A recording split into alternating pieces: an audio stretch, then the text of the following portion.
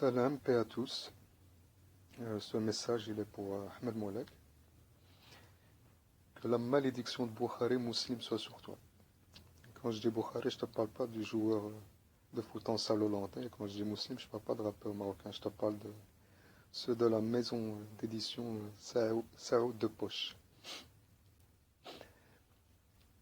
Plus sérieusement, Ahmed Moulek, je te dirais pas courage.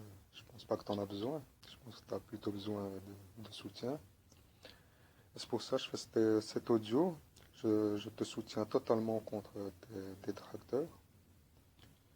Il y en a beaucoup qui pensent que tu perds les pédales, mais moi je pense plutôt que tu leur fais perdre les pédales. Nuance.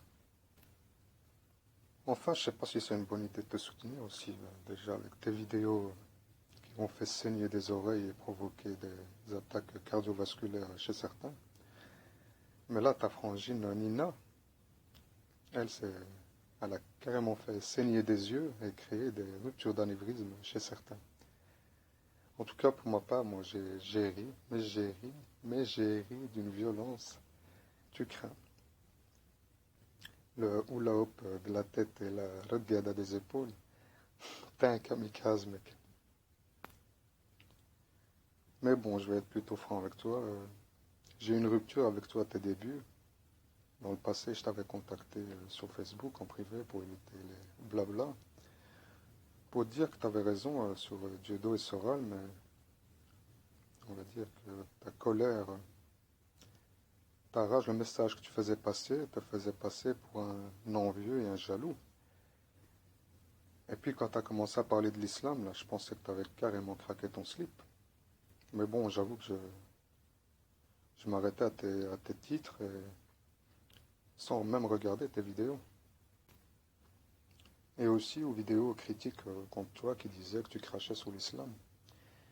Et avec, comment dire, avec ce que j'avais vu de toi, voilà, je me suis dit que tu t'es retourné contre les musulmans qui soutenaient Dieudo et Soral, et tu généralisais.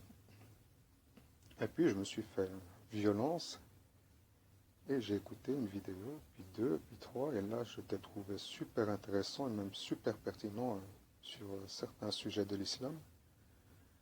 Moi, l'hérétique, en plus, j'ai enfin trouvé un francophone qui pense aussi que le Coran suffit, qu'on n'a pas besoin de hadith. Et là, j'ai commencé à comprendre certaines choses. J'ai subi ça dans ma vie, avec ma famille, mes proches, mon entourage, mes potes. Mais bon, il y avait toujours cette colère que tu avais, cette rage, même cette haine, que tu n'arrivais pas à mettre de côté, que tu avais du mal à maîtriser. Et puis, peut-être, en regardant une de tes vidéos, peut-être j'ai compris la raison on va dire, de ce comportement.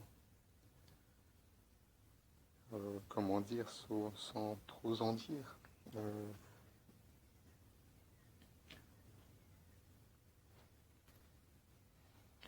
En gros, lorsque j'étais entre guillemets en confrontation avec ma famille, surtout mes parents, sur la découverte de la supercherie de l'islam qu'on nous a imposé,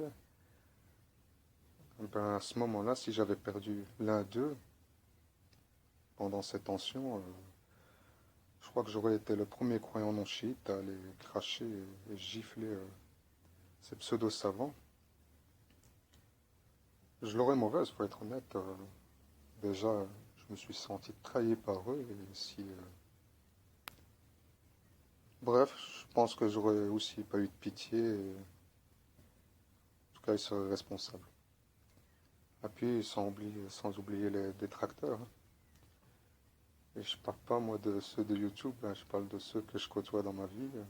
Ceux qui mettent la pression à ta famille pour te rappeler à la raison. Ceux qui t'amènent pas d'arguments, mais qui t'imposent ce qu'on nous a appris, ce qu'on nous a imposé. Ceux qui te suggèrent de te taire, car tu es source de division, de turpitude, puis blablabla et blablabla. Mais bon, eux, ils ne m'impressionnaient pas, ils ne m'impressionnent toujours pas. Moi, mon tendon d'Achille, c'est mes parents. En connaissant certaines vérités sur l'islam, j'ai cédé, recédé, pour pas les attrister, et j'avoue surtout pour pas m'embrouiller avec eux.